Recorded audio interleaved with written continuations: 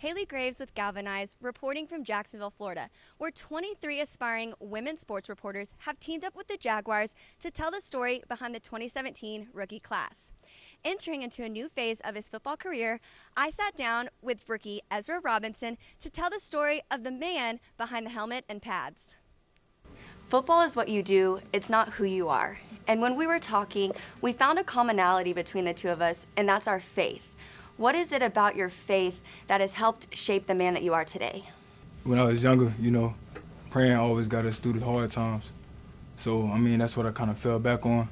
So every time, something going bad, I always pray, I ask God to get me through this troubleship. Who is it that helped you find your faith and lead you down that path? I would say my auntie, she helped raise me. And my auntie kind of like a crazy church person, She walking through the house, holy oil, praying over everybody though. Wake you up with holy oil on your face, stuff like that. So I would say my auntie is.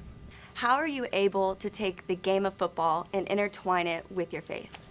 I always, go hard for God because He blessed me with this body, that I'm using. And also, like, if anybody, wants to find God, in football, I would, help them find God, individually, just talking with them about stuff like that. And you've gone through so much for the game of football. What makes all of this worth it?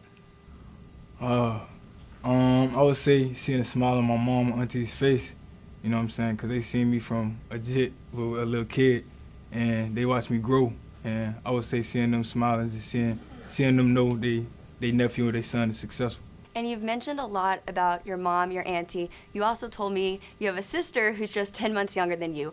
How have they influenced who you are? I grew up with all of them in the house at the same time, and they were the only ones around, So I would say they influenced me because they always empowered me. They always told me I could do something that I believed I couldn't do, or, they was always on my side, really. So that's why they influenced me. So you've had a very long career in the football industry, but what has driven you all these years? I think for me it's really my parents, and they've given up so much for me to, they paid for my high school, college education, and just to pay them back. So football's obviously a big passion for you, but we've also talked about your passion with dogs. So my question is, what dog would you describe yourself as and why? Oh, wow. That's a good question. So I have boxers, so I love boxers, but I'm not as energetic as a boxer. Probably, I don't know, it's a good question. That's a very good question. Can I come back to that question? No, you stay right there, man. Well, what's funny is I'm going to go with the boxer because they love their family and their people, and they're loyal, they're instinctive, and they're silly. And I think that's a good answer for you because people often say you either look like your dog or you act like your dog. So on some level, I'm sure you're exactly like a boxer. Maybe I look like one. We've been talking over the past few days and really putting an emphasis on trust in this industry.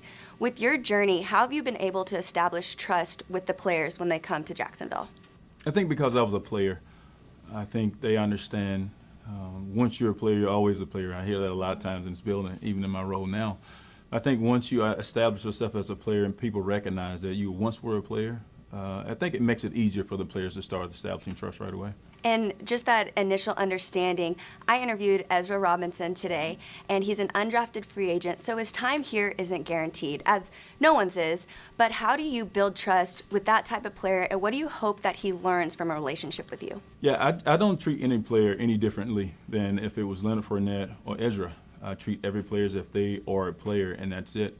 My thing is that I hope he takes away from this time here in Jacksonville is that he can count on me, whether he's playing for the Jags or playing for the Chicago Bears, because we've established that relationship and know that I'm a resource, no matter the situation, and be able to help him out in any circumstance, situation he may be dealing with.